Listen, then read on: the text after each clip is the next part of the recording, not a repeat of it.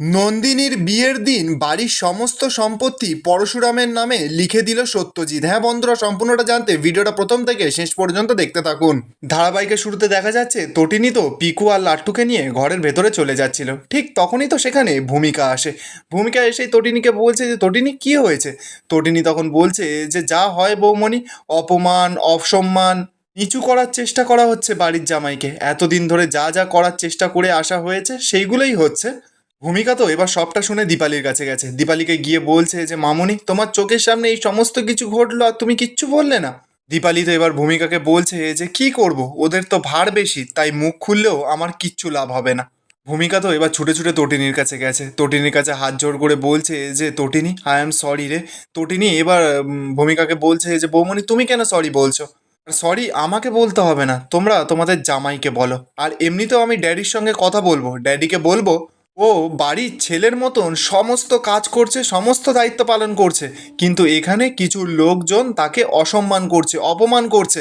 না না, এটা আমি কিছুতেই মেনে নেব না, আর এটা হতে পারে না, আমি এটা হতে দেব না। তটিনী তো এবার কবিরের কাছে গেছে। কবিরকে গিয়ে বলছে যে ও চুপ থাকলেও আমি কিন্তু চুপ থাকবো না, তাণ্ডব করে দেবো, একেবারে তাণ্ডব। তটিনী তো এবার পরশুরাম, লাট্টু, পিকু সকলকে নিয়ে ওখান থেকে চলে যায়।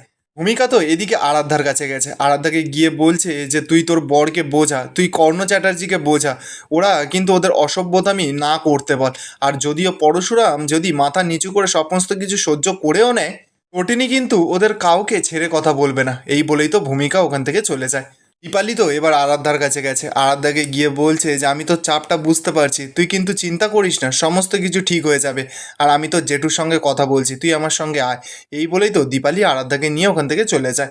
এরপর বেশ কিছুক্ষণ সময় কেটে যায়। দেখা যাচ্ছে যে কর্ণ, মোহিত, সৌরভ সকলে তো নন্দিনীদের বাড়িতে চলে এসেছে। এবার পরশুরাম তো ওখান থেকে হেঁটে হেঁটে যাচ্ছিল। ঠিক তখনই পরশুরামের সঙ্গে কর্ণদের দেখা হয়ে যায়। পরশুরাম তো এবার কর্ণকে বলছে যে আপনারা। কর্ণ তখন বলছে যে না না, আমরা কিন্তু বিনা নিমন্ত্রণে আসিনি, এখানে আমাদের ইনভাইট করা হয়েছে। আর আমাদের নিমন্ত্রণ করেছে কিন্তু স্বয়ং সত্যজিৎ মুখার্জি, আয়ুষী মুখার্জি। আর এই দেখো, আমি তো শুধু একা আসিনি, সঙ্গে করে মহিতোষবাবুকে নিয়ে এসেছি, সৌরভকেও নিয়ে এসেছি। আরে সৌরভ, যাও গিয়ে তুমি পরশুরামের সঙ্গে হাত মেলাও, তোমরা তো এখন সবাই ভাই ভাই, বন্ধু বন্ধু। হ্যাপি ফ্যামিলি, হ্যাপি ডিপার্টমেন্ট, সব কিছু ঠিকঠাক কি? অন্য তো এবার পরশুরামের কাছে গেছে। পরশুরামকে গিয়ে বলছে যে দেখো না, যেসব ফাইলগুলো ছিল সেগুলো কিন্তু ধামাচাপা দেওয়া গেছে। Thank you Parashuram, thank you. Mohitosh তো এবার পরশুরামকে বলছে তুমি কিন্তু বেশ আমাকে বেগ দিয়েছিলে পরশুরাম, এটা আমি মাথায় রাখবো। একই ডিপার্টমেন্টের থেকে তুমি তোমার সিনিয়রের সঙ্গে যা যা করেছো আমি কখনো ভুলবো না। কর্ণ তো এবার নাটক করতে করতে মহিতোষের কাছে গিয়ে বলছে আরে এইসব কথা বলবেন না মজুমদার সাহেব, দেখছেন না ছেলেটা কি সুন্দর চুপ করে দাঁড়িয়ে রয়েছে। বেচারা তো কোনো কথাই বলতে পারছে না। ও বুঝলেন, মনে হয় মুখের ভেতরে না কিছু একটা ঢুকিয়ে দিয়েছে, ওই চুইংগাম টুইংগাম হবে হয়তো। ওর মুখ দিয়ে মনে হয় না আর বুলি বেরোবে, ওর ট্রিগার চালানোর ক্ষমতাও চলে গেছে। অন্যতে এবার পরশুরামের কাছে গিয়ে বলছে যে হাজার হোক ও তো এই বাড়ির জামাই। না না, একদম ঠিক কাজ করেছো, আমি কিচ্ছু মনে করিনি, আমি কিচ্ছু মনে করিনি। এবার তো সেখানে কাবির চলে আসে। কর্ণ তো এবার কাবিরকে গিয়ে বলছে যে কাবির, আমাকে কেমন লাগছে দেখো তো পাঞ্জাবিটা পরে।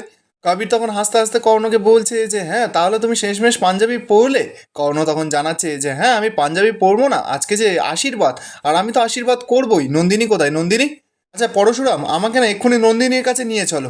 কর্ণ তো এবার নাটক করতে করতে বলছে যে এ বাবা, আমি পরশুরাম কেন বলছি, এই পরশুরাম নামটা না ডিলিট করে দিতে হবে। এই পরশুরামের যে পাওয়ার, যে ক্ষমতা ছিল, সেগুলো তো আর তোমার কাছে নেই। তাই তুমি তো এখন শিবপ্রসাদ, একজন পরাজিত শিবপ্রসাদ। তোমাকে না এই অবস্থাতেই বেশ ভালো মানাচ্ছে। তুমি আর কটা দিন ওয়েট করে যাও, তারপর দেখবে ওই মজুমদার সাহেব তোমাকে ডিপার্টমেন্ট থেকে পুরোপুরির জন্য ছুটি করে দেবে। সৌরভ তো এবার পরশুরামকে টোন কাটছে, বলছে আমার না একটা প্রমোশনের ব্যাপার আছে, সেদিন আমি একটা প্রমোশন পাবো আর বড় পার্টি রাখবো। সেদিন তুই থাকবি, বলরাম থাকবে, মায়া, সৌরভ, আমি, মানে সকলে থাকবো।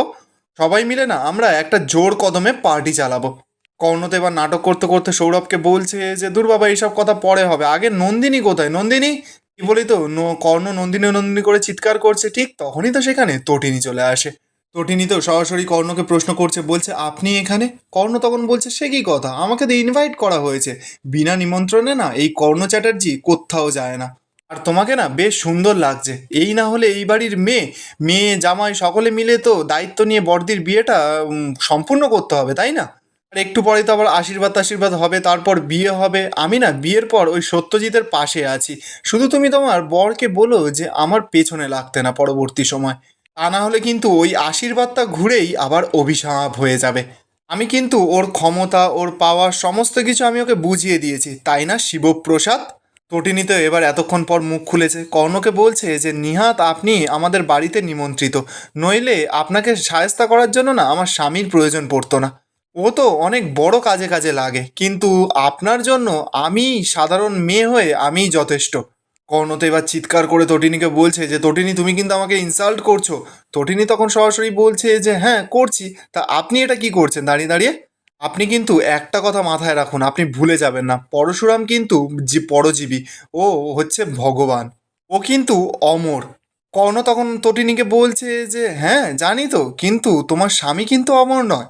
তটিনী তখন বলছে হ্যাঁ আমি সেটাও জানি, আর জানেন তো সেখানেও না একটা সুবিধা রয়েছে, ও কিন্তু নিজের জীবনও বাজি রাখতে পারে, তাই জন্য বলছি ঘুমিয়ে থাকা বাঘকে না একদম জাগাবেন না, নইলে কিন্তু একটা লাশও খুঁজে পাওয়া যাবে না। মহিতোষ তখন চিৎকার করে তটিনীকে বলছে যে তুমি থ্রেট করছো কর্ণ চ্যাটার্জিকে, থ্রেট করছো একজন নিমন্ত্রিত অতিথিকে, তুমি থ্রেট করছো। সৌরভ তো এবার মাঝখানে টোন কাটছে, বলছে যে হ্যাঁ স্বামীর অপমানে লেগেছে ওই কারণে তো, ওই পতির নিন্দায় সতী খুব দুঃখ পেয়েছে। কঠিনই তো এবার সৌরভকে উচিত শিক্ষা দিয়ে দেয়, সৌরভের কাছে গিয়ে বলছে যে সৌরভ আমি না জীবনে অনেক নীচ মানুষ দেখেছি, কিন্তু তোমার মতন নীচ মানুষ আমি জীবনেও দেখিনি, বিশ্বাস করো। কঠিনই তো এবার কর্ণর কাছে গেছে, কর্ণকে গিয়ে বলছে তা মিস্টার কর্ণ চ্যাটার্জি চলুন ভেতরে চলুন। কর্ণ তো এবার তটিনীকে বলছে দাঁড়াও দাঁড়াও আমি একটা গিফট নিয়ে এসেছি। এবার কর্ণ তো সেই ব্যাগ থেকে সোনার যে নেকলেসটা এনেছে সেটা বের করে তটিনীকে দেখাচ্ছে, বলছে আমি এটা সব থেকে বড় দোকান থেকে এনেছি, কলকাতার সব থেকে বড় দোকান, 22 ক্যারেট গোল্ডের, একবার দেখো তুমি নিজের চোখে দেখো। তটিনী তো সঙ্গে সঙ্গে বাক্সটা বন্ধ করে দেয়, দিয়ে বলছে যে থাক এই সোনা গয়না আপনারই থাকুক, আপনি এবার আমার সঙ্গে চলুন। এই বলেই তো তটিনী কর্ণকে নিয়ে ওখান থেকে চলে যায়। এবার সৌরভ যখন পেছন পেছন যেতে যাবে, পরশুরাম তো এবার সৌরভকে থামিয়েছে। পরশুরাম তো এবার সৌরভকে বলছে যে সৌরভ জানিস তো আমার বন্দুকে না এখনো একটা গুলি রাখা রয়েছে, আর সেটাতে তোর নাম লেখা রয়েছে। সৌরভ আমার চাকরিটা থাকুক বা না থাকুক, তুই অ্যারেস্ট হোস বা নাই হোস, কিন্তু আমি কারোর ঋণ ফিন রাখি না, বুঝলি তো, তাই তোকে কিন্তু এনকাউন্টারটা তো আমি করবই। তোর কপালের মাঝে কিন্তু ওই গুলিটা গিয়ে বিঁধবে। আর আমি খুব ভালো করে জানি যে আমি অমর নই, কিন্তু আমি এটাও জানি যে তুইও অমর নোস। তবে আমার মনে একটা প্রশ্ন আছে, এখানে যেটা হচ্ছে না সব কিছুই মনে হচ্ছে যেন একটা পাশা খেলার মতন হচ্ছে। পাশাটা কে খেলছে, ওই সত্যজিৎ মুখার্জি, নাকি শুধু সত্যজিৎ মুখার্জি একটা গুঁটি? সেই গুঁটিটাই কে সাজাচ্ছে, কর্ণ চ্যাটার্জি নাকি অন্য কেউ? আচ্ছা যাই হোক, নাটকের শেষ অংশটা আমি আমার জন্য তুলে রাখছি, আর নাটকের শেষটা হবে এই ঘরে এই আশীর্বাদের সময়। সকলে তো এবার পরশুরামের কথা শুনে ভয় পেয়ে যায়, সুরসুর করে ওখান থেকে সকলে কেটে পড়ে। আর এখানেই আজকের এপিসোডটা শেষ হয়ে যায়। আপনাদের কি মনে হচ্ছে, পরশুরাম কি সঠিক সময়ে পুরো খেলাটা ঘুরিয়ে দিতে পারবে? কমেন্টে আপনাদের মতামতটা অবশ্যই জানাবেন, আর ভিডিওটা ভালো লেগে থাকলে চ্যানেলটা সাবস্ক্রাইব করে যাবেন।